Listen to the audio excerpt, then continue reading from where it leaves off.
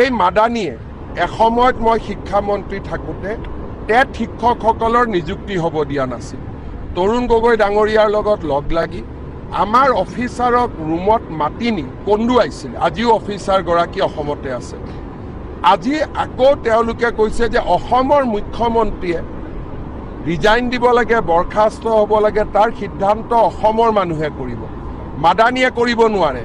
মই পালেতো মাদানীকো বাংলাদেশত পঠাই দিম। এই বুঢ়া আঙুলিটোত অসমীয়াৰ তেজ আছে, বীৰ্য আছে, সাহস আছে।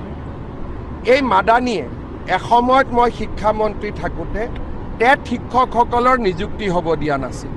তৰুণ গগৈ ডাঙৰীয়াৰ লগত লগ লাগি আমাৰ অফিচাৰক ৰুমত মাতি নি কন্দুৱাইছিল। আজিও অফিচাৰগৰাকী অসমতে আছে।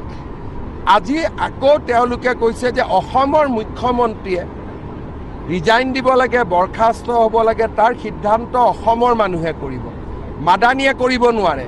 মই পালেতো মাদানীকো বাংলাদেশত পঠাই দিম।